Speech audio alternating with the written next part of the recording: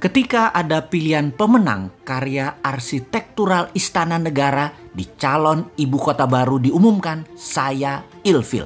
Maaf ya, asli saya hilang feeling. Ilfil bukan pematung atau perupa yang karyanya luar biasa tersebut yang membuat saya ilfil, namun lebih karena keilmuan arsitektural ruang, bangunan tata kota yang bablas nggak berkarakter itu yang saya lebih melihatnya tidak keren. Mungkin ilmu saya rendah, jauh lebih rendah dari si pemilih yang memenangkan karya perupa legendaris tersebut. Tapi dalam hati saya berkata, toh nanti kalau Newmind menjabat, ibu kota baru nggak akan jadi kenyataan dan pindah ke Penajam tersebut.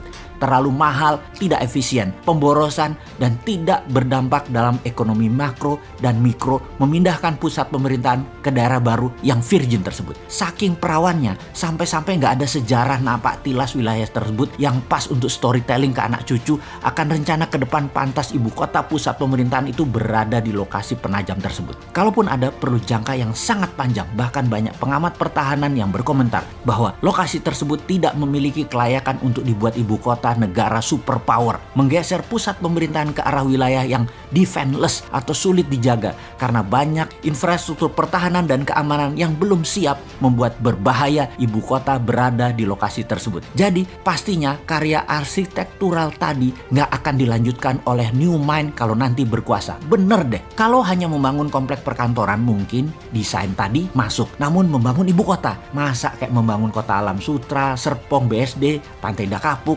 gitu sih modelnya. Membangun pusat pemerintahan itu membangun Wakandanya Black Panther. Sekali lagi, Black Panther ya, bukan Blackpink. Bener deh, kalau Newmind pusat pemerintahan tetap di utara Jakarta, bekas tanah reklamasi. Sekalian buat benteng laut utara Jakarta. 5.000 hektar itu New Wakanda. Full teknologi, full digital, paperless, kontrol satelit, telekomunikasi jalur baru, e-rupiah, digital aset, dan banyak lagi ke depannya yang dunia pemerintahan butuhkan. The real e-government. Masa membangun ibu kota di abad 21 kayak membangun properti perumahan gitu sih?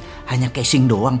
Malu-maluin aja nih bernegara kalau begini. Kembali ke lokasi Penajam. Apa yang kita lakukan oleh Newmind? Tetap dibangun dan pasti dibangun oleh Newmind, namun dijadikan seperti kota Seattle. Penajam akan jadi Seattle-nya Indonesia, yaitu pusat perekonomian high-tech. Kalau sahabat ke kota Seattle di Amerika, kota ini benar-benar by design. Pusat teknologi seperti Boeing, Starbucks, dan banyak lagi infrastruktur ekonomi mendukung kota tersebut. Strategi ibu kota ke Penajam jauh dibandingkan dengan strategi membangun kota Seattle. Nggak sedetail Seattle. Jadi nggak usah dilanjutin deh Penajam. Sementara Seattle tuh hanya kota loh, bukan pusat pemerintahan sebuah negara besar. Lalu Newmind bagaimana rencana untuk Penajam tengahnya Indonesia itu? Pertama, membangun pelabuhan laut dan bandara dengan 3 airstrip. Besarnya bandara tersebut adalah untuk 100 juta kapasitas penumpang per tahun. Kemudian swasta besar dunia dikasih fasilitas untuk membangun di sana tanpa pajak selama 25 tahun. Beri tax holiday di sana. Yakin pasti Disneyland akan membangun di sana. Universal Studio akan bangun di sana. Bangun pusat hiburan dan MICE di sana. Pusat kesehatan seperti di Penang, Malaysia dibangun di sana. Pusat kesehatan yang murah, efisien, dan dokter serta semua sarana kesehatan terbaik ada di sana. Semua warga tinggal di sana selama 10 tahun tidak bayar pajak di kota baru Penajam. Bisnis tidak bayar pajak selama 10 tahun. Apapun mulai dari yang kecil-kecil hingga pabrik mobil, pesawat terbang, pabrik kapal laut, dan lain sebagainya free tax.